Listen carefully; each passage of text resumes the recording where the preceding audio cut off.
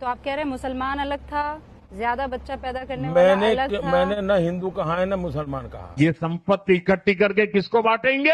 मैं जिस दिन हिंदू मुसलमान करूंगा कि देश की संपत्ति पर पहला अधिकार मुसलमानों का है। वेलकम दोस्तों, इस वीडियो में बात करेंगे इस वक्त सोशल मीडिया पर क्या वायरल चल रहा है। प्रधानमंत्री मोदी के बयानों पर चर्चा है। मुसलमानों को लेकर के जिस तरीके से प्रधानमंत्री मोदी बयान देते हैं, लगातार इसको लेकर के आवाज उठती है। गोदी मीडिया तो इंटरव्यू ले लेता है प्रधानमंत्री मोदी का, जिसके अंदर मोदी जी कह देते हैं कि भाई मैं तो हिंदू मुसलमान नहीं करता, और बड़े बड़े दावे भी कर देते हैं।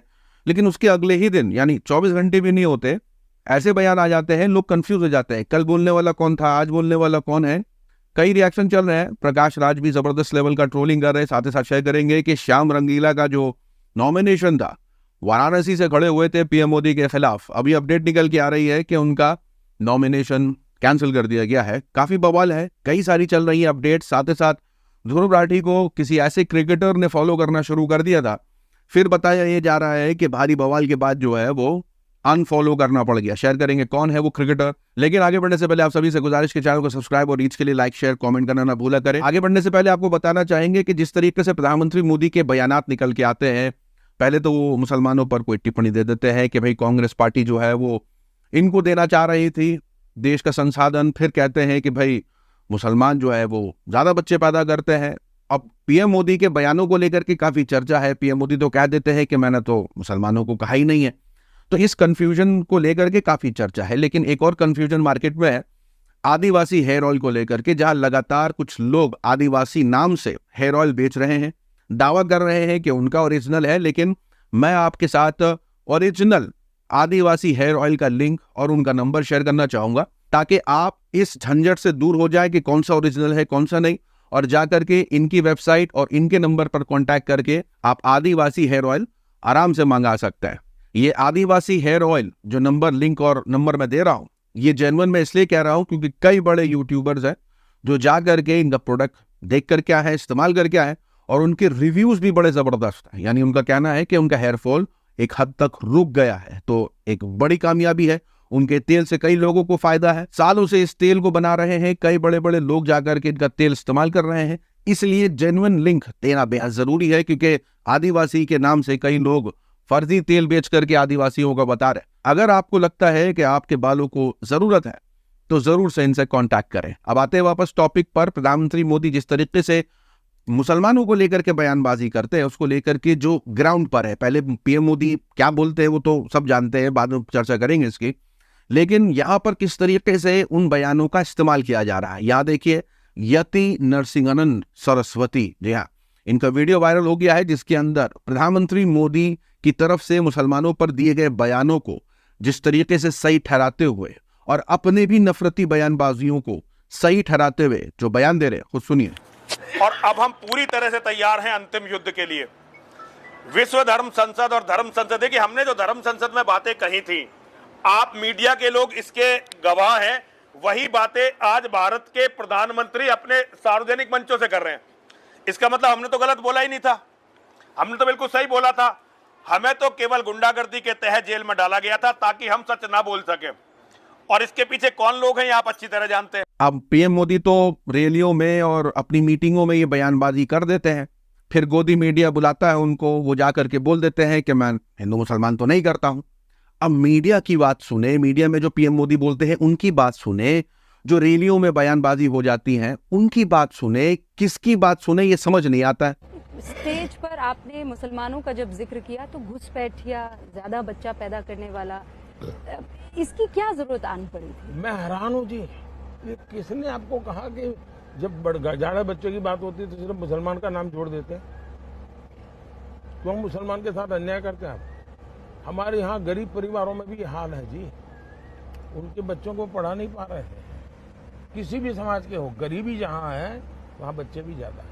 तो आप कह रहे हैं मुसलमान अलग था, ज्यादा बच्चा पैदा करने वाला अलग था। मैंने न हिंदू कहा है न मुसलमान कहा। और पहले जब उनकी सरकार थी उन्होंने कहा था कि देश की संपत्ति पर पहला अधिकार मुसलमानों का है। यहां पर जबरदस्त तरीके से ट्रोलिंग शुरू हो जाती है। मोदी और मुस्लिम्स नाउ, पहले कह रहे थे कि मैं हिंदू मुसलमान नहीं करता, फिर उससे पहले उन्होंने जो बयान दिया था वो वायरल है। प्रकाश राज जो कि साउथ के जाने माने एक्टर है, उनका कहना है कि बेहद बच के रहने की जरूरत है इस शख्स से, वोट देने से पहले सोच समझ लें।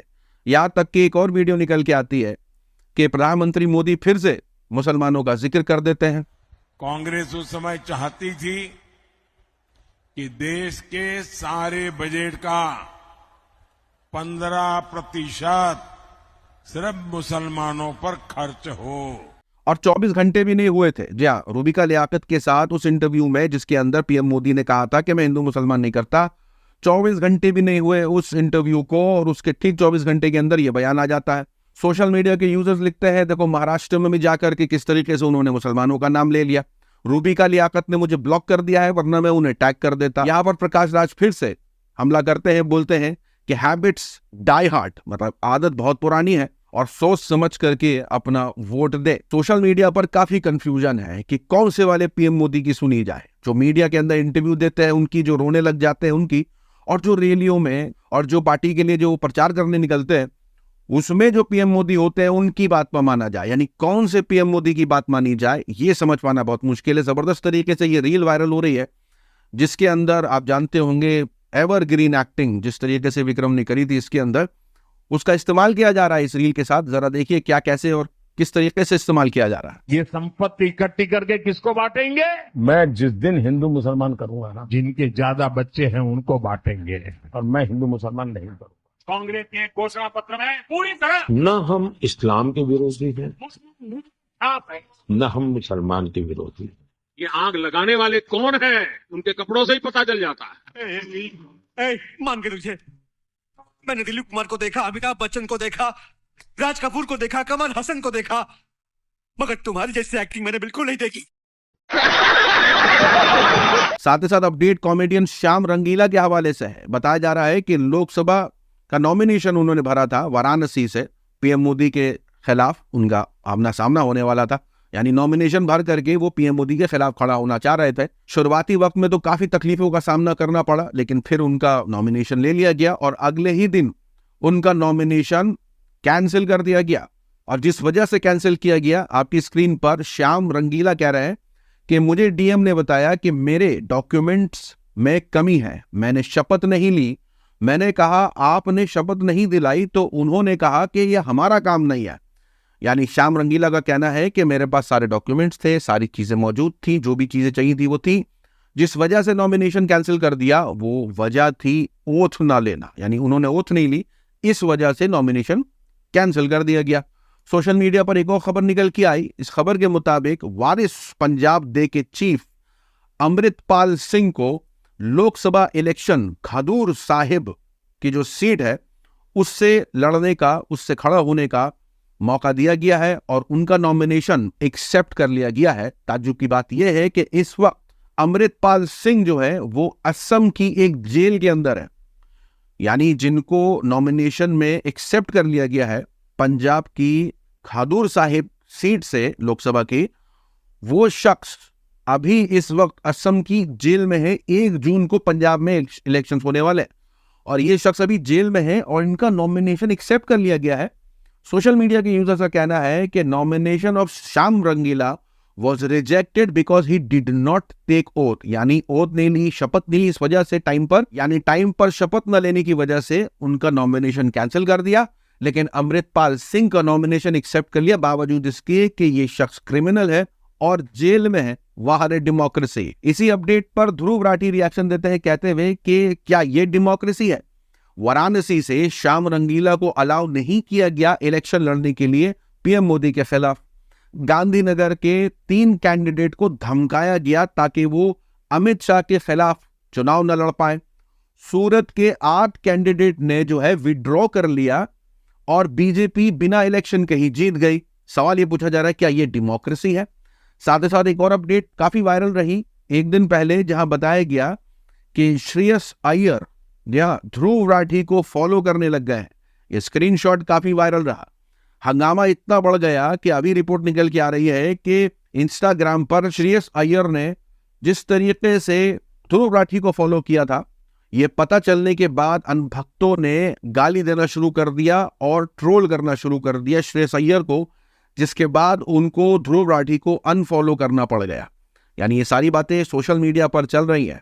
ऐसे ऐसे दावे किए जा रहे हैं कि श्रेयस अय्यर पहले तो फॉलो करने लगे थे ध्रुव राठी को, और उसके बाद जब लोगों ने उनको गाली गलौज करनी शुरू कर दिया, भक्तों ने उनको बुरा भला कहना शुरू कर दिया, तो उसके बाद उन्होंने मजबूरन अनफॉलो कर दिया। इस तरीके के दावे चल रहे हैं। जैसे कि मैंने बताया कि अगर मेरे दिए गए लिंक और नंबर जो कि मैंने डिस्क्रिप्शन में दे दिया है, अगर वहां से आप ऑर्डर करेंगे तो आपको जेन्युइन प्रोडक्ट मिलेगा। तो अगर आप में से किसी के भी हेयर लॉस का इशू है या आप ग्रोथ चाहते हैं तो ट्राई जरूर कर सकते हैं। नंबर और लिंक वेबसाइट का डिस्क्रिप्शन में जरूर मिलेगा। सोशल मीडिया की वायरल खबरों में आज के लिए इतना ही। अपनी राय सुझाव कमेंट में जरूर बताएं। मिलूंगा आप सभी से अगले वीडियो में। तब तक के लिए अपना ख्याल रखें।